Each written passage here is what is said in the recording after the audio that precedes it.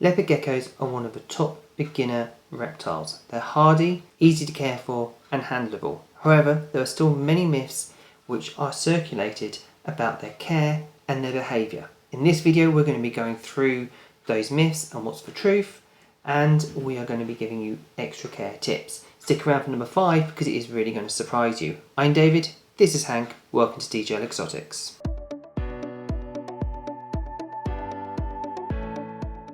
So the first myth that we're going to be talking about is UVB.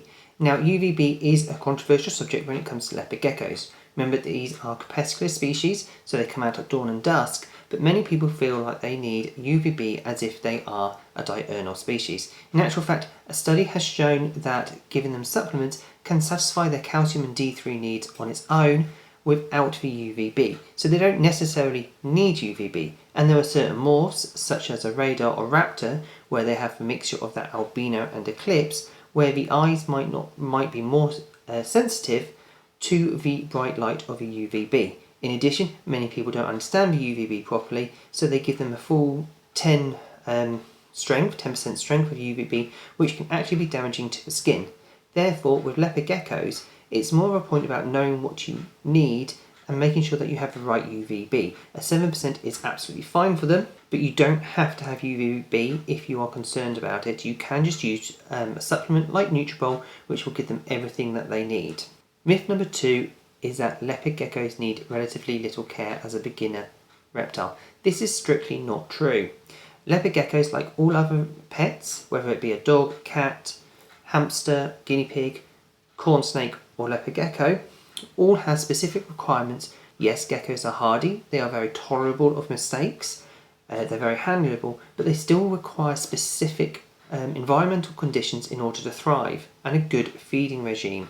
So you need to keep that temperature at 32 on the hot side, and also the cold side are about 26 degrees. They also need a good humid box to prevent shedding problems, and they also need to be fed the right kind of diet. A good mixed diet of crickets and mealworms doesn't go amiss, but these guys will actually tolerate a single diet if you don't like crickets or mealworms.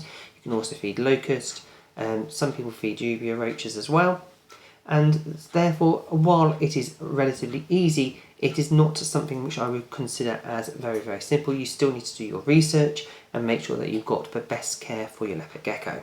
Myth number 3 is that leopard geckos have no personality, and this is one that makes me laugh every single time. Hank here is an absolute perfect handler. He really does love coming out to do exhibitions and experiences, same with his son Lana. However, Casper, one of our breeding males, is a little bit different. He is not very sociable when it comes to being handled. Although he tolerates handling, he isn't one which I would bring out for experiences. He can get grumpy quite quickly. You also have Jacob, who is a little bit more food orientated, though he doesn't bite or kind of show any aggression. He's a bit lazy and waits for food to come to him before eating. He doesn't really move very much at all. And this isn't the only example which I've got. We had a leopard gecko born here that absolutely hated me. It used to scream at me every time I used to go near it, hunch on its front legs and back legs, really make itself as big as possible. This was a baby that was hatched here, absolutely screamed. Yeah, and a girl came along who wanted a leopard gecko. She said, "Oh, can I have a look at that one?" We showed her, and the leopard gecko made no noise whatsoever, sat in her hand absolutely perfectly. So therefore, leopard geckos have personalities, they have favourites, they have ways in which they want to interact. Another story we have is someone who bought a leopard gecko, gave them the most absolutely beautiful, fully furnished enclosure. It looked absolutely stunning. It was one of those enclosures that really you would put on social media and everyone would be like, it's amazing. Leopard gecko goes in, hates it, refuses to eat, refuses to go near anything. As soon as she took everything out, put the leopard gecko back in, the leopard gecko was happy. She had to add things in gently over time, just because the leopard gecko didn't like being in enclosure.